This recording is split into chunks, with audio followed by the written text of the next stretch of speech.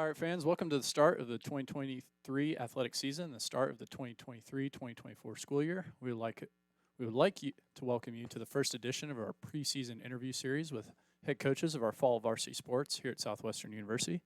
My name is Bailey Middleton, and I'm our Associate Director of Athletic Communications here at Southwestern. We're coming to you from the Glada Munt Athletic Director Suite inside of our very own Robertson Center on the campus of Southwestern University. Our first head coach that will be joining us is none other than U.S. Soccer Hall of Famer, U.S. Women's National Team player, and World Cup winner, and your head coach of the Southwestern Women's Soccer Team, Coach Linda Hamilton. How are you doing, Coach? Good, thanks, Bailey. So Women's Soccer Fall Media Day is about to kick off, and we get to spend some time with Coach Hamilton to talk about the upcoming women's soccer season. But before we get into that, how was your summer, Coach? It was great. It was great. We had a fun end to the summer too, where some of the players from the current team, we took a European trip and played some soccer over in Germany and Holland, which is our assistant coach Felix's hometown or home country of the Netherlands. So it was really cool to have that as sort of a preseason and to have the team over in Europe playing some soccer games. That was a lot of fun. How was the competition? Fantastic. The two teams in Germany were great. We actually lost a game 1-2, and then we won the second game 2-1. And then we had a funny miscommunication where the team we played in Holland was actually a full professional women's team that came in the middle of the pack of the Netherlands Professional League. They were the first team, and that was not nearly as close. They don't quite understand what a Division III school means in comparison. They were thinking it was a third division professional team. So on the bright side, my players get a chance to say they played a professional team over in the Netherlands. So, Pretty amazing experience for the team, I'm sure. Yeah, it was. And they were a very good team. So it was a lot of fun in the end once everyone kind of figured out that there's a slight misunderstanding, but we got to have some food with them afterwards. It was a lot of fun. And you got to partake in some cultural activities in Felix's hometown. How was the raw fish? Yeah, it wasn't my favorite. I don't know how often I would want to order that, but obviously when you're in a country and there's an experience, you may as well try it to see. It wasn't as bad as I thought. It was much more about the texture was real slimy. So you had to kind of get through the texture part. But otherwise, obviously, just happy to be there. And it was a really great experience all the way around and kind of unique and family-oriented that it was, their coaches, one of their coaches' home countries and kind of cool. We got to see a lot of his family.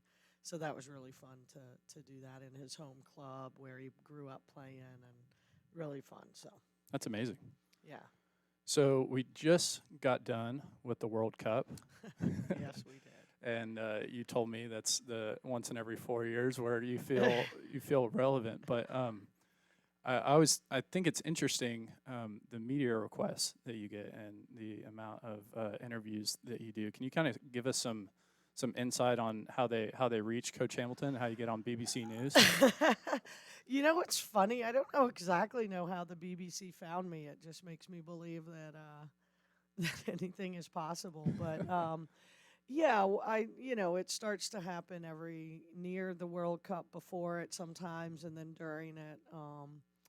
I think, people might just do a random search about maybe national. I don't know what they must search. I guess I never asked, but it does seem I get a lot of interview requests, way more than I do on a regular basis when it's not a World Cup year. But, it's happened where some people locally, like the local Austin News, will figure out, oh, we didn't realize there was a World Cup champion right here. And they like to have, as news people, you guys like to have some perspective. So they like that maybe I can provide it. Although, in a long time ago, other life sort of way, perspective of a first-person view of what it's like to be part of that. So, and I do think because I'm coaching and still in the game that perhaps they find it appealing that I'm currently coaching as well as a former player.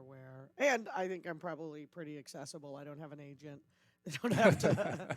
They don't have to go through anybody. They don't have to go through anybody. Usually, what happens is, and it's typically through our work email, I get an email request, and then, if I was available and able to do it. The BBC was pretty exciting, though. I was that one was unique in that I hadn't ever done anything over there, and I happened to be in Europe when I did the BBC interview. We were with Oh, the wow. team, so I was in one of the hotels in Germany when I did that. So that was kind of fun too. Very cool. It all came back around. It did. It did. So, speaking of coaching, let's go over a little of last season's information. Overall, 9-5-6 conference play, 9-3-2, 20 games played last season.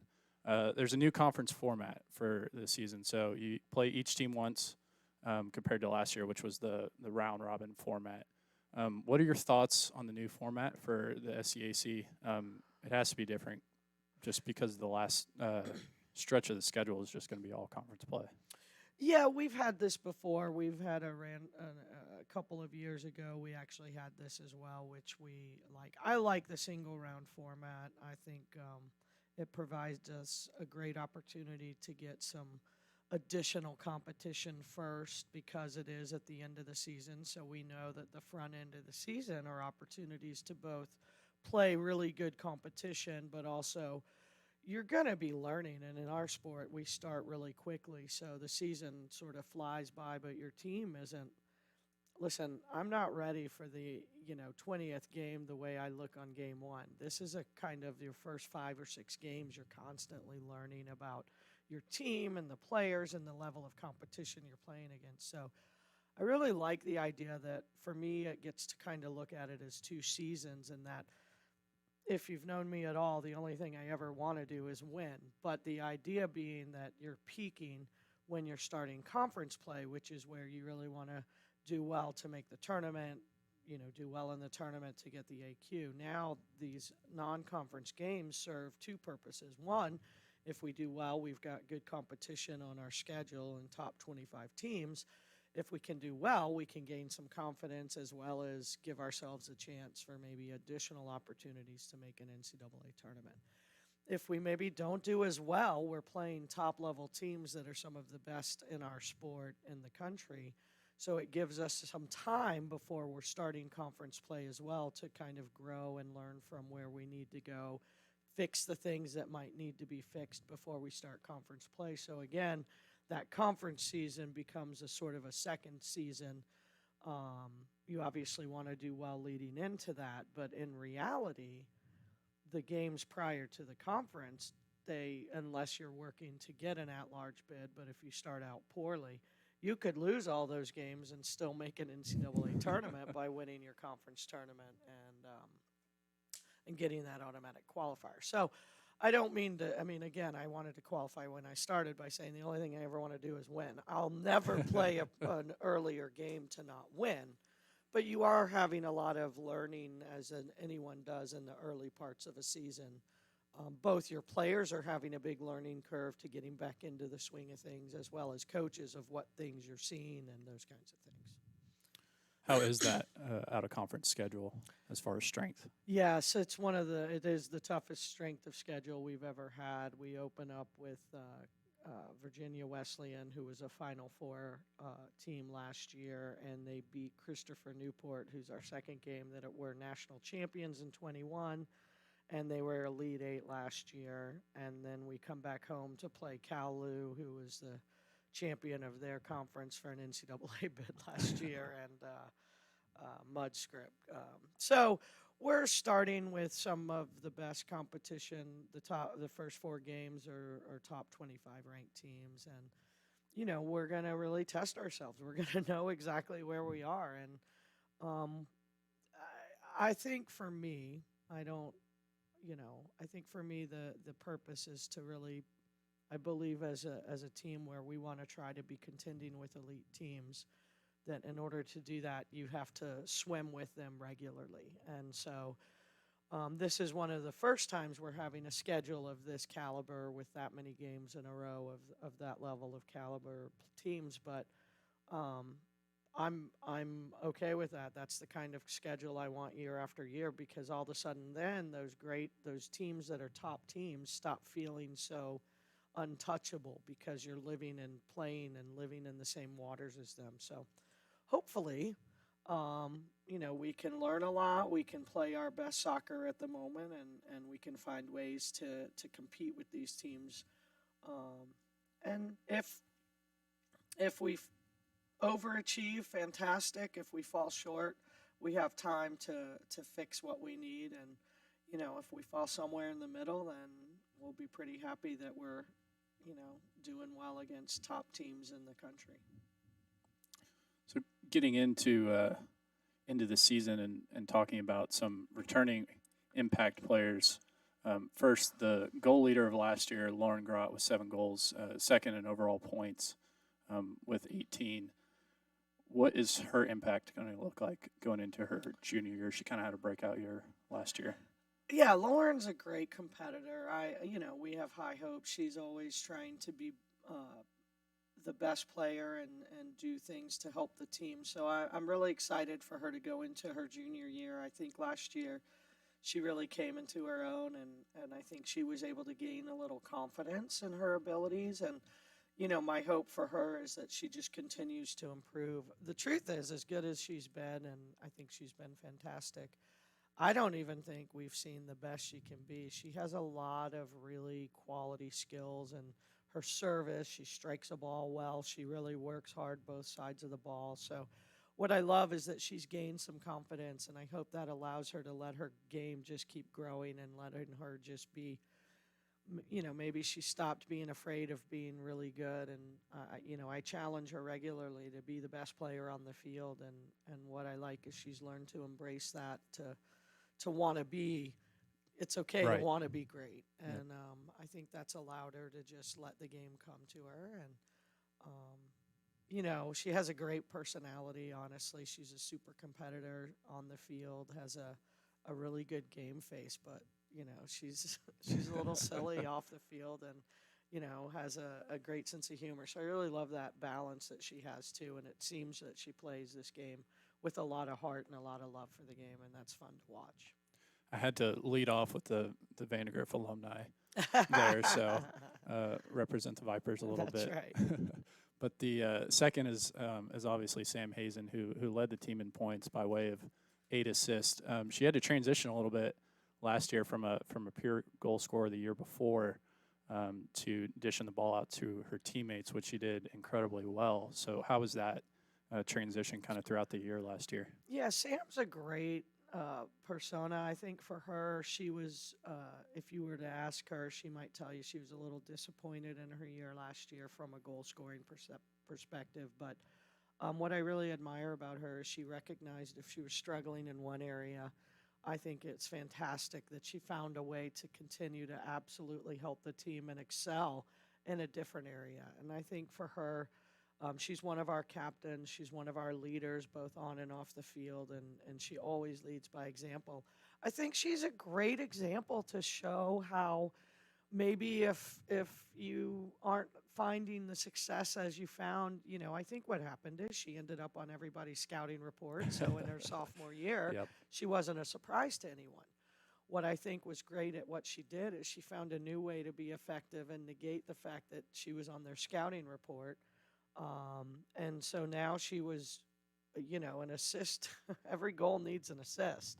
So for her to be able to transition and find value and pivot to be able to make an impact in a different way, I think is a credit to her character and her ability to be a great teammate and a great leader. So for her, she's excited about the season. She loves to play the game, and I think she's excited for all the new players we have and the returning players. The team has come back really intentional to try to do something that they haven't done before, and to do it one step at a time. And I think Sam's a great example of a great leader, and I love that she was voted captain as a junior. Who are those captains for your team this year? We have the 2 seniors, and Kate Wynn, one of our outside backs, and Jonna Campbell, our all-conference goalkeeper. And then as a junior. The three of them are captains with Sam Hazen. Good. I set you up perfectly for that question. So defensively, the notable returners are obviously, like you mentioned, Kate Wynn, Lily Van Meter, and Johnny Campbell. What are you looking for out of that defense this year? 1.4 goals allowed in game last year. Definitely a lot of Yeah, experience. yeah, a lot of experience. I want to improve that number. I feel we gave up. I think we all feel we gave up too many goals last year, even though somebody might argue that's a good stat. We like to be really stingy.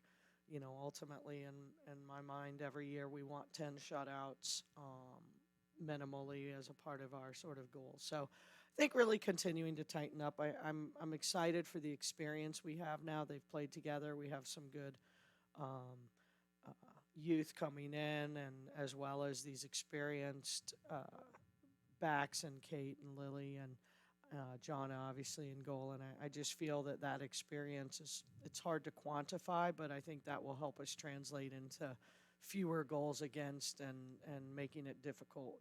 Our goal is always, listen, you're going to get scored on. That's what this sport is about. Our goal is to make sure that if we're going to get scored on, that everybody thinks it's a fantastic goal. Right. And that, Right. and that even we can go, yeah, gosh, I hate that, but man, that was pretty. Sure. I think if those are the goals that are earned against us, we will have a very successful season. And if we can minimize goals that come out of mistakes or goals that come out of us not doing the right things, and I think for us, it's important to keep the goals as minimum as possible. If we can keep a team from scoring, we always have a chance to win. Also on that defensive line, Lauren Powell was a freshman last year on defense, which I don't know how rare that is for you, but on your end of the field, what are you looking out for her for year two? Yeah, I think Lauren Powell's such a great competitor and player. What's great is she got her freshman year underneath her belt, and now she comes in really understanding what the game's about. She comes in with experience and around her with those older players, and now she's gonna. I'm really looking for her to continue to be a leader and grow into a leadership role. Obviously, for us as a college team, you always have great leaders each season, but every year you'll have new ones that need to come in and other ones that are graduating. So I just look for Lauren to continue to embrace her role, and she's such a positive energy and player on the field. I think she's going to have another standout year, and she's just a great member to have as a player on your team. So for some X's and O's overall from a team perspective, what are you trying to improve on this year from a strategy, overall soccer standpoint, skills? What do you see from the team that needs to improve for this year? Yeah, I think just our confidence in keeping possession of the ball and attacking, utilizing our midfield a little more. I think we've been relying a lot lately on our speed and athleticism at times, but I'm looking for us to be a little more creative in our midfield and in our attacking third to create goals and goal scoring opportunities with our athleticism and our speed. But I'm we're going to look to have a little different of a formation change, and I'm hoping that'll give us the confidence to make our way out of trouble without panicking. Because we understand that we always have the ability to pass around our opponents. So just looking to kind of gain some maturity and understanding that we want to possess the ball so that we can score, and understanding how possession really helps you control the game and the tempo of the game. So I think I'm looking to capitalize on the experience I have of a young team that had a lot of, they've all gotten a lot of time over the last couple of years because we've had a couple of large recruiting classes.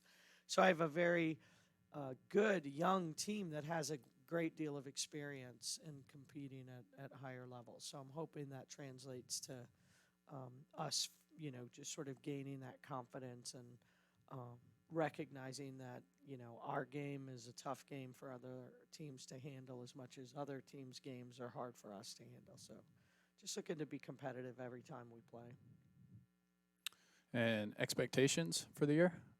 I'll give you the last question for you. Yeah, I don't. You're not gonna like the answer. I don't really look too far ahead. I mean, we do sort of in our world. I talk to the team a lot about one game at a time.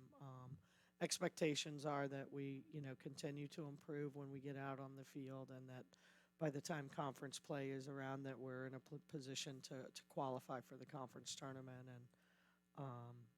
and then from there, making the tournament, then all bets are off. Everything is up for grabs, and you've got to bring your best or go home. So for us, it's about bringing our best one game at a time and not looking too far in advance and trying to work on our game and play our game no matter who the opponent is.